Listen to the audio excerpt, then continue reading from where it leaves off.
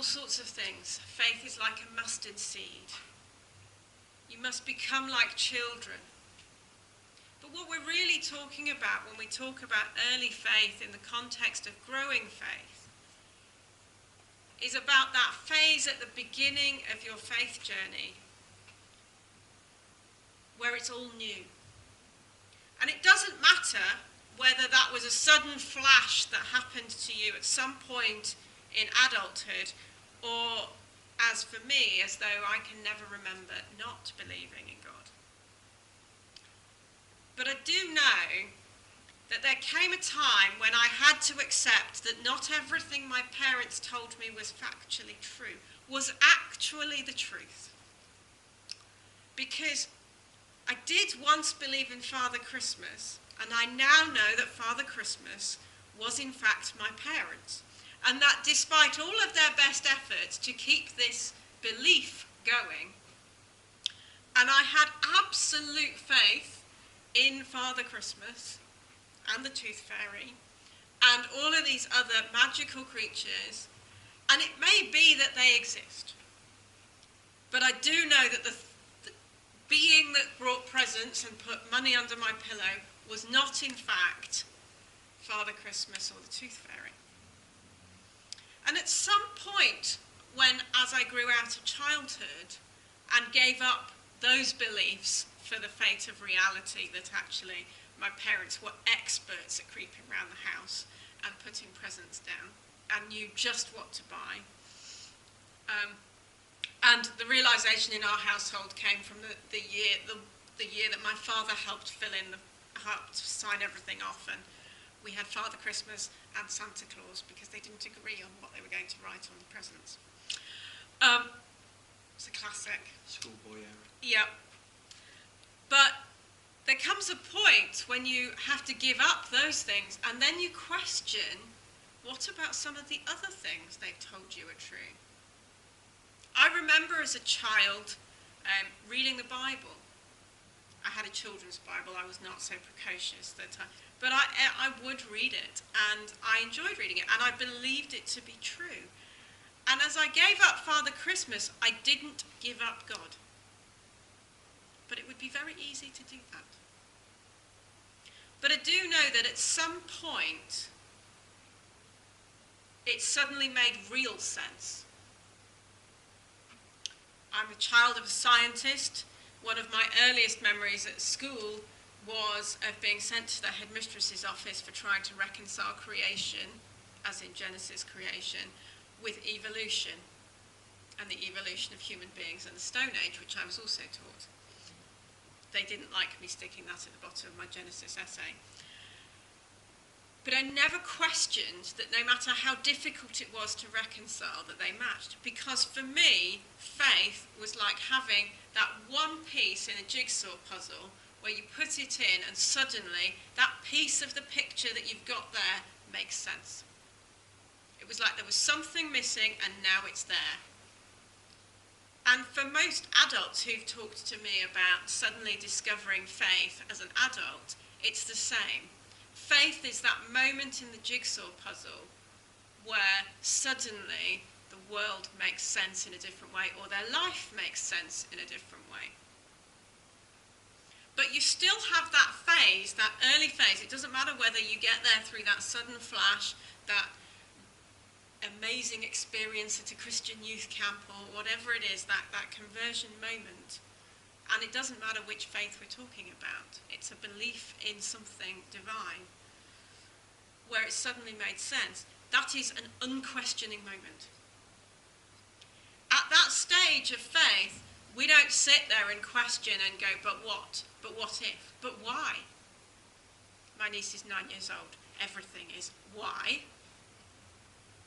She's trying to learn. She's trying to figure out. Children don't have unquestioning belief in life in general. They want to know why the sky is blue. They want to know why the water is blue. They want to know why they're not supposed to cross the road by themselves. They want to know why. And we want to know why. But there is a magical phase early on in belief where you don't do that. In the same way, the other time that this happens in our lives is when we start new relationships, romantic or friendships. We think the other person is amazing. They are perfect. They have no flaws. At that very early stage, they are just amazing. And the reality that this relationship is perfect is so obvious, it's so real, it's so true, that you don't question it. Of course, later you see them eating in a way that you don't like, and you see them saying things you don't want, and they might disagree with you, and suddenly it becomes a bit more real. But there is a beautiful phase at the beginning where it's all perfect. And that's what this early faith is. It's wonderful. God is perfect. God can fix everything, and it's all going to be magically perfect. It's exciting, and because it's exciting, we want to tell everyone about it. And we become that insufferable person that will not shut up. And we can do the same thing about faith. You watch new converts and people who've just had that realization, and suddenly it all makes sense, and they want to talk to you about it. And it's exciting. But it's also fragile. Just as new relationships are. If you get overconfident, if you don't move into the phase where your dearly beloved person is allowed to use the wrong fork to eat something, or is woe betide them if they criticise your dress sense, or whatever it is that makes them just feel a little bit less than perfect. If you're not ready to receive that moment, then you'll never get out of that. The problem is twofold. That early faith is so magical, so passionate, and so strong that we want it back. Just like in relationships, we often want that magical period of that first few days, weeks, maybe months if you were lucky. Where you want that amazing sense that you just can't wait to be with that person. We want that magic of that freshness in our relationship with God. We want to be excited. We want to be confident and certain. We don't want these doubts. We don't want that reality. We do have to accept like a child. We have to love like a new relationship. And remember and accept that fragility. If we get through the fragile phase, if we're not knocked down, then we can grow. We can continue to grow. But for most people sitting here, we're probably not in that phase anymore. It's probably not so obvious all of the time that God is there and God is brilliant and God is perfect. It's probably not that we think that suddenly our lives are going to go just as smoothly as we dreamed of when we were children. There's a reality that we have to face. And yet, we can still recapture some of that excitement. It's one of the reasons that we come to church, to spend time with other people, because we spend time with people who are in different phases of their relationship with God. It's why we listen to stories and remind ourselves that we must do everything to nurture someone who's in an early phase of their faith. Because if we take that faith away, like the moment I discovered that Father Christmas wasn't real, there's a moment of devastation. This year, my niece, they have Elf on a Shelf. It's very fashionable at the moment. This year, my eldest niece discovered that Elf on a Shelf is not actually an elf that moves around the house magically at night. Unfortunately, the internet has a lot to answer for. But she kept up the myth for her younger siblings because she understood that it was important for them to continue to believe. It's a part of their jigsaw puzzle of growing up that they have that magic still in their lives. She does still believe in Father Christmas, so we probably have another year of that.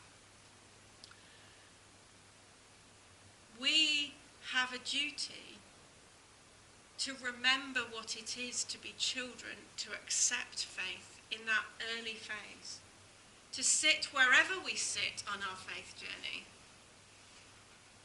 but to boost each other's faith so that we are never the one responsible for providing the internet evidence that says Criddle is not really an elf that moves.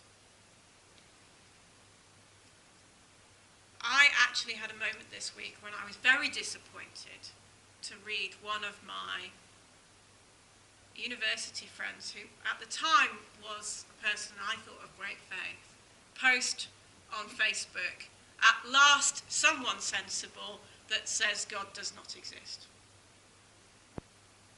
And I actually felt some pain around that, which was a bit strange, because obviously lots of people think that God does not exist.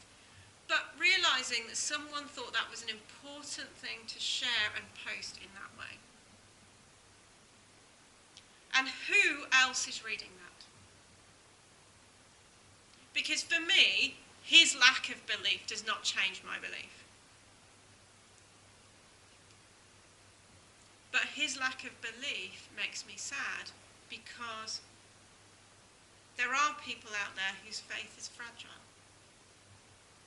For whatever reason, and I actually believe that growing with God and nascent early is actually a cycle. Because I think there are times in our lives where our mature faith suffers such a setback that we actually have to go back to the beginning. Because we find ourselves back in that fragile space of not being sure what we believe, not being sure why we believe, not being sure what that belief might mean. And actually in that phase we need someone who's back in the excited, we've just fallen in love with faith again. Or we need the moment when we find that extra jigsaw piece, that puzzle piece that says, yes, that's what it is. No, it's not a boring piece of sky. It is actually a mountain. Or whatever it is that we are puzzling through. Because those nuggets of faith, those moments that we have, the interactions that we as people of faith have with each other, are the moments in which we can give someone else their piece of the puzzle. That helps them move from a place we talked about last week, where faith is within us all at some level, to a place where it can begin to grow, it can begin to become something that is obvious, true, and real.